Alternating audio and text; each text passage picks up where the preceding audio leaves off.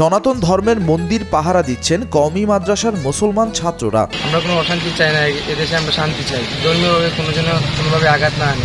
চলমান পরিস্থিতিতে দেশের বিভিন্ন জায়গায় সনাতন ধর্মাবলম্বীদের মন্দিরে হামলার খবর ছড়িয়ে পড়লে এমন উদ্যোগ গ্রহণ করে সুনামগঞ্জের মাদ্রাসার যুবকেরা। শহরের বিভিন্ন মন্দির প্রাঙ্গণে অবস্থান নিয়ে দিনভর পাহারা দেন তারা। গির্জা মন্দিরে তারা আক্রমণ করে এটাকে হিন্দু মুসলিম দাঙ্গায় পরিণত করতে চাচ্ছে। আমরা এই সমস্ত দাঙ্গাবাজদেরকে কখনো তাদের এই হীন চরিত্র সফল হতে দেব না।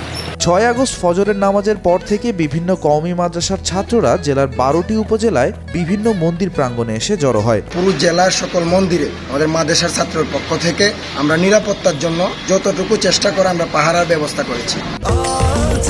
স্বাস্থ্যকর অল টাইম হানিকম, সব সময় অল টাইম হেলদি লাইফ। জেলার সব মন্দিরকে সুরক্ষা দিতে ধর্মের ভেদাভেদ ভুলে এমন উদ্যোগ নেওয়া হয় বলে জানান এক শিক্ষার্থী। এই জায়গার মধ্যে মন্দিরের মধ্যে যাতে কোনো ধরনের আক্রমণ না হয়, সুনামগঞ্জের সকল কওমি ছাত্ররা বিভিন্ন মন্দিরে পাহারা দিচ্ছে। এই পাহারায় আমরা গতকালকে থেকে ছিলাম, যে কারণে সুনামগঞ্জের এবং বাংলাদেশের কোনো মন্দিরে যাতে আঘাত না আনে, এই জন্য আমাদের উলামায়ে কেরাম, ধর্মপ্রাণ মুসলমান ছাত্র জনতা সোচ্চার রয়েছে।